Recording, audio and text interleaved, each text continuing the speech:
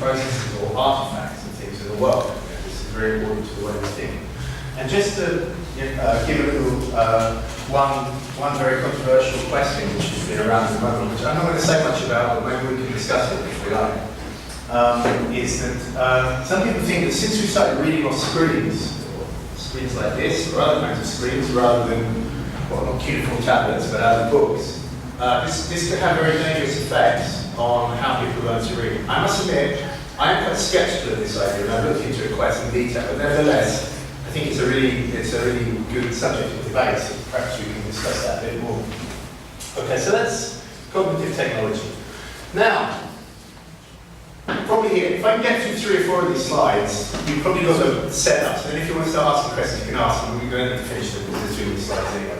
But this is this is a sort of central proposition. We now live in this world of so-called smart technologies. I put little square quotes around smart, because smart is this funny word that seems to mean that they've got some kind of intelligence of themselves, but we're not being very specific about what this intelligence is, but they're doing some stuff for us. So what do I mean about smart technologies? Well, this is probably already becoming an out-of-date picture if you want to find out some information, because of course now you just feed into your phone, right? Or you can have a device like this, the Amazon, I forgot the name of it now actually. I like to think of it as the Amazon monolith, because if you've seen 2001, it looks a bit like the black box that comes down, and people, I don't know if this service works in Portugal yet, but people certainly have things in England and America. It sits in your living room, and you can ask it questions. What's the weather going to be like today? And in theory, it's sort of, the worrying thing for people like me who are concerned about civil liberties is it kind of listens to everything you say in your everyday life. And in theory, you say, Amazon, can you tell me, I can't remember what Echo, it's called Echo, isn't it? Does anybody know? Something like this, So you can ask it questions, put on some music for me, adjust the lighting. And so more and more, we're kind of living with this, what I call this smart technology, and we might call ambient intelligence as well. It's kind of stuff that's kind of a bit intelligent, right? We wouldn't be able to have a philosophical discussion with it like in one of Dina's classes. Well, you could try, probably you could try. We could get a research project together with Amazon and Dina and see that how. sounds like a great idea. So this is like perhaps, if I have time, I will say some more about this. Maybe people have come across, we even use Fitbits. Who has come across a Fitbit or even used one in the room? Anybody? Okay. No. So a Fitbit is a kind of device that you wear on your arm. It's basically a pedometer, so it will say how far you've walked in any given day. But you can set little targets. You can say things like, I want to walk 10,000 steps in a day. Does that seem reasonable, Dina? 10,000 steps in a day? Yes, good. And you can have competitions with your friends, so it has a kind of social aspect to it, which is very important in these technologies. So, my main project, if you like, is there's all this technology, right? The sun is populating our world. It's only really existed for 10 years. It's something which is in the background of all our lives. Many of us just take it for granted. It's rapidly becoming invisible technology, visible in the sense that we don't even see it, we don't even consciously think about interacting with it. And as of course we become more adept users of this technology, this process will only become on. So this may be, so I claim, a fantastic moment to try to think hard about this technology. What is it giving to us and possibly what is it taking away? So I come at this project without any strong, I'm quite pro-technology actually, but without any strong, either positive or negative construction of this. But I just want to know, what do we really know about this technology? What do we know about what it's doing to us? What do we know about what its implications are? And actually, funny enough, it comes back to something Nina was just saying a second ago as well. I think it's a really, really hard question, right? And this is such a hard question because we don't even know how to treat it. Right? We don't even know how to do good empirical research about it. And I'll just give one reason about this. So some people have claimed, and I won't say whether I think this is correct or not, but if you think of somebody like, you may have heard of Marshall McLuhan, who's famous for saying the medium is the message. Right? He was a famous technological critic. His work was very well known in the 60s and 70s, I believe, so quite some time back. But of course, the idea of the medium is the message is that the way that you use a particular media constrains how you can think about it, what message can be sent through that medium. So, and his whole point was it brings values with it. It brings ways of thinking with it. So this raises a very serious problem. If this is true, and we're sort of moving to a new media ecology, if you like, how do we evaluate the world that this new media is bringing with it? Should we use the values of the arguably kept us in good stead, the values of a text and book-based culture, or should we adopt new values to go with this new technology? Now, sorry to say, I'm not going to offer you any answers to this at all. I just think it's a really, really difficult question.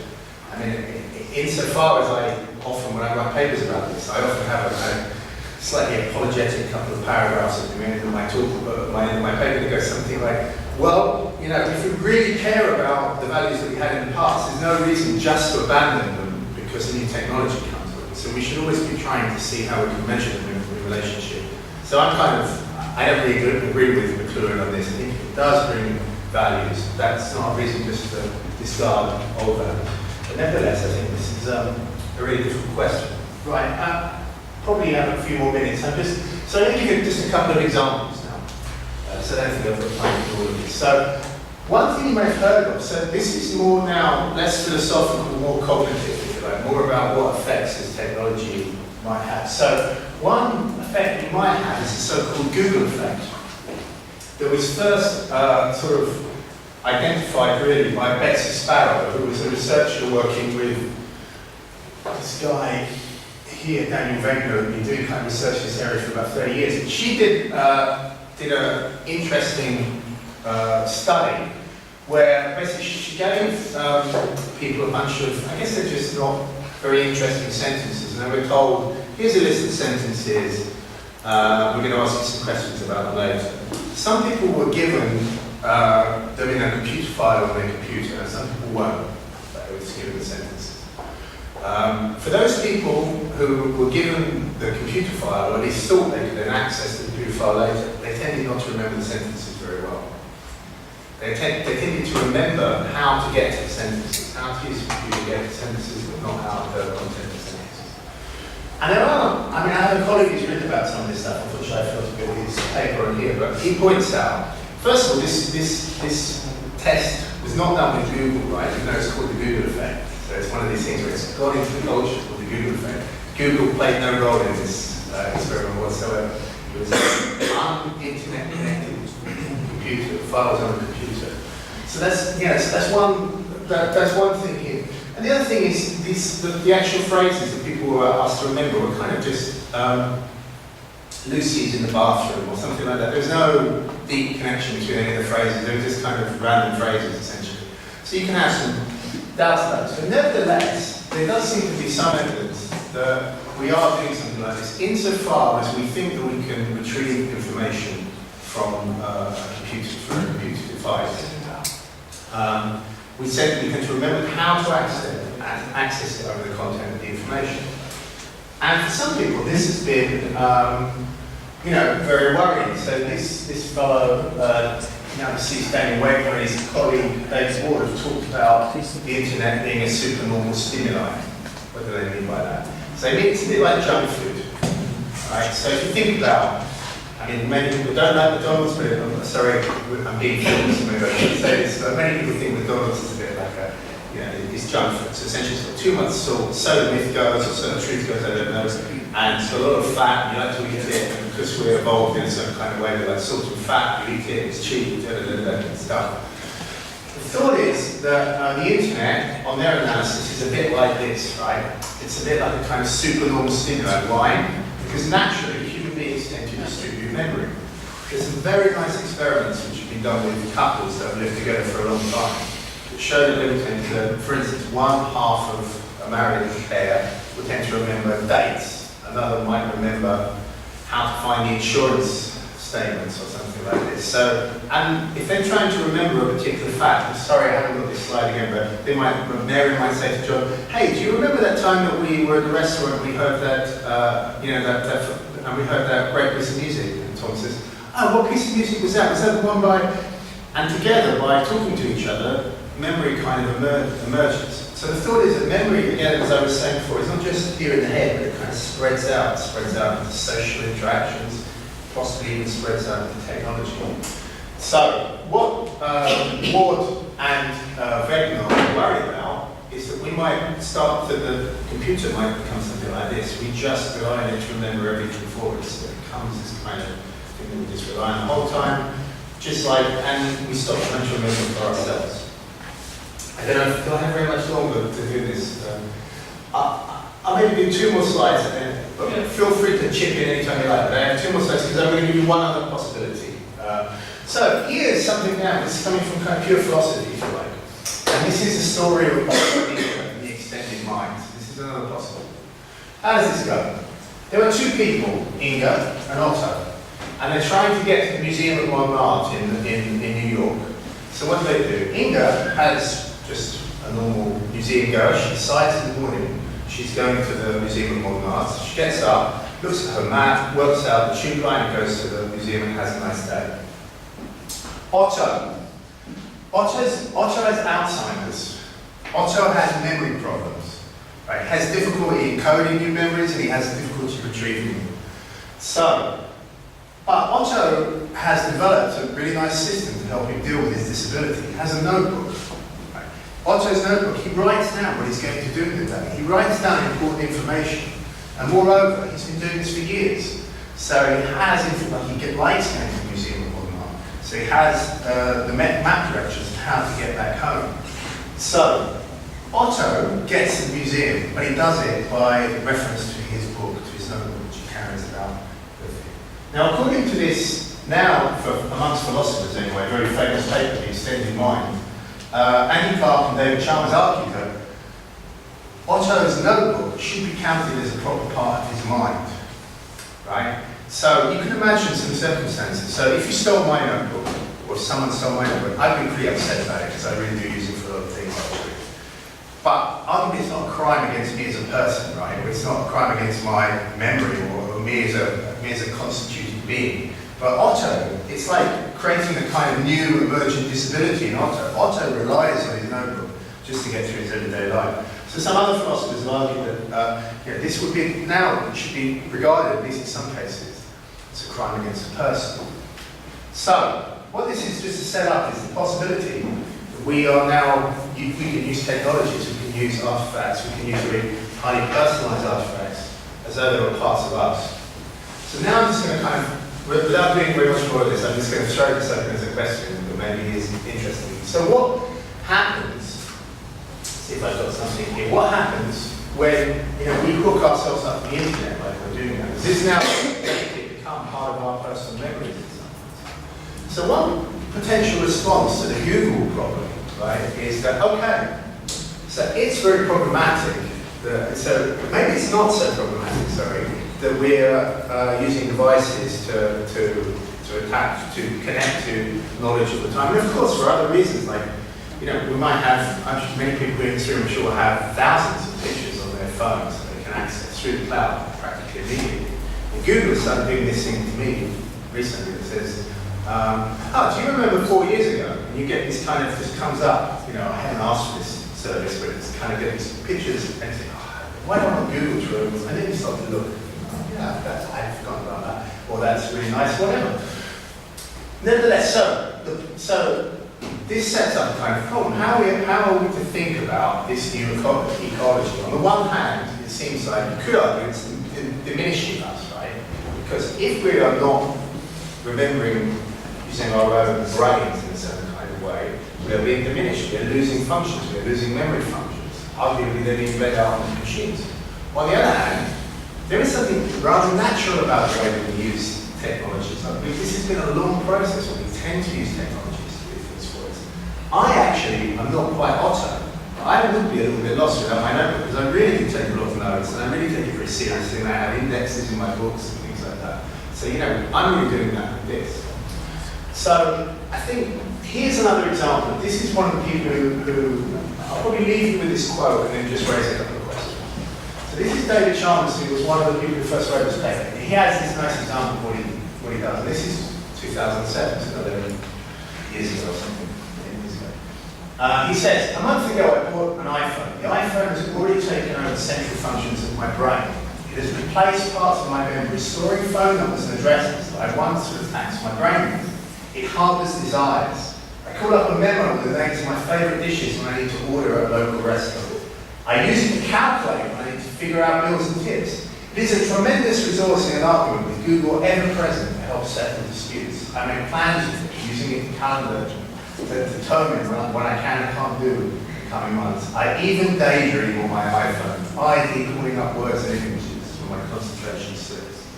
So, there's a sort of very sympathetic portrayal here by one of the formulators of this idea that extends mind, that somehow it's already become part of his mind, and this is something that he can do all kinds of things he likes with.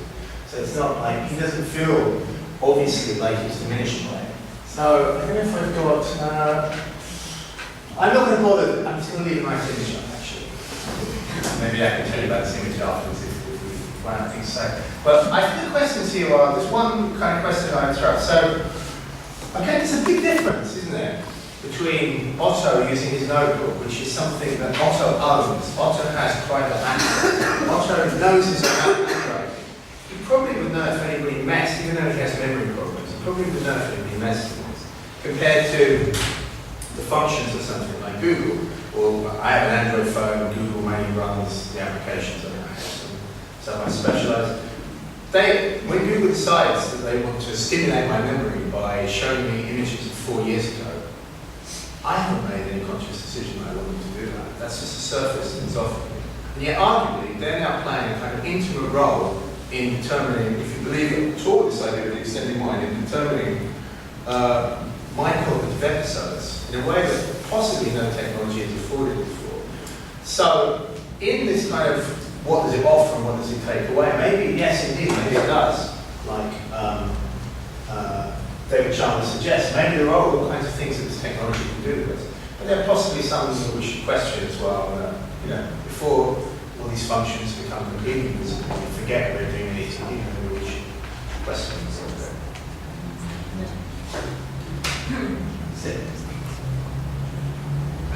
I was thinking about the relationship between what you're saying and the effect on memory, also on the access we have to information. If you think about a few years ago, people read newspapers and there were very extended articles on a specific issue, and you had to read the whole page to understand more or less the issue with context. Sometimes there would be knowledge. Now you read the headlines, and with your mobile phone you can read a newspaper in seconds. So this is the impact on also opinions. Is the impact on everything. You won't go to the ground because simply you're getting lazy, because your mobile phone can give you, say, 10 newspapers. And you can scroll through them all, and so you won't focus on any, and that's a huge impact on the information overload. So you cannot manage the information you can have access to. So how does that? I mean, you're working on memory, but on the other hand, we have also attention, focus. We're human beings, so in a sense. What's the impact? So I guess my first take on this is that I'll go back to this term I use, cognitive ecology. Now, the danger of using this kind of term is that you just think of everything as being technical, and it's not. And I definitely don't want to develop this, right? I think it may be that we need to develop new thinking skills, new ways of dealing with these technologies. But I do think there are little bits of hope, right? So one paper I wrote recently was called something like the new cognitive ecology of reading, right? And this is about how we read, with exactly in the kind of circumstances that Fabrizio is talking about. Because about 10 years ago, people worried very deeply that even amongst very, let's say, very specialized, highly educated readers, namely academics, that they weren't reading so much anymore. What they were doing was exactly what Fabrizio is talking about. They're using, finding headlines of articles, going into those headlines, downloading lots of articles that they never read. And of course, academics, because process a lot of articles or a paper, might have been ahead of the curve. But everybody does this now. Anybody who's any way interested in research, and school children, of course, once they have their own computer and they're kind of let off into this realm, have the opportunity to do that. Well, actually, it looks like things aren't quite as bad as originally were being said, right? Because what is, yes, indeed, it does seem that people have particularly very highly educated and technical readers have developed strategies to read lots of articles very quickly, by which they do a kind of scanning, right? So there's like, this article is relevant to me, this article is not relevant to me. They download maybe a load, and they read maybe 1 in 10.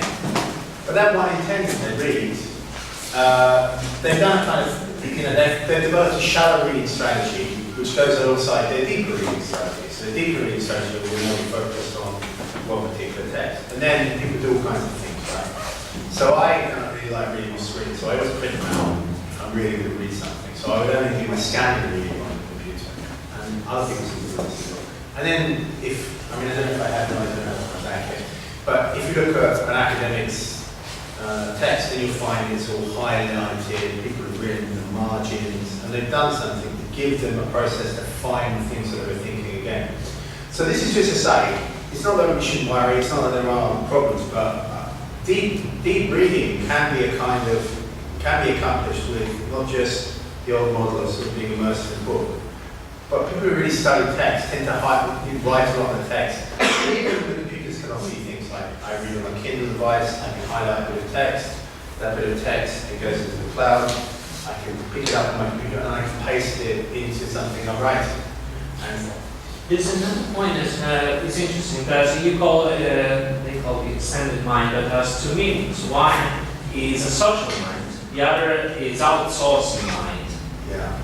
And it makes it different because the second is an artistic process. The former is the completely opposite. I mean, the social mind is like sharing with others our memories, but in that way, you think about and you have different viewpoints in the same issue. So in a sense, stimulant is a stimulant, but the outsourcing mind is a shrinking mind. It's nothing that is more critical. So is the technology, in a sense, a help to dialogue and say being critical, or are just the opposite, or a threat to that? So I think there are, I don't know if other people want to come in on this, because I think this is, I talk about this, people have opinions about this, so I don't need to answer every question. But I think both can happen. I think this is the crucial thing, right? I think there are, and there might be some cases of outsourcing cognitive abilities, which are not so dreadful. So, for instance, I can't remember how to do long division, I have to confess. I really can't. And this will come up soon with my son, because he'll probably ask my help when he's doing long division. And I tried to do it the other day, and I just couldn't remember properly. Okay, I could probably go to a computer, most likely, look up a method, and then recover it fairly quickly, right? And it probably is good that I've learned how to do long division, but I have forgotten it. There's no doubt about that. At least, without some stimulus. So, but I don't think it's a great loss, right? Because I can, when I need to do long division, I know there is a recipe out there somewhere, and I can do it with a calculator or likely from a computer. So at least some, and the same thing you can say about memorizing phone numbers. I simply can't remember phone numbers anymore. Not even my own, actually. It's embarrassing, but I changed my phone, I don't know what it is. I used to remember a lot, and it probably is not just that I'm getting old, right? It probably is also that we just don't need to anymore, because you just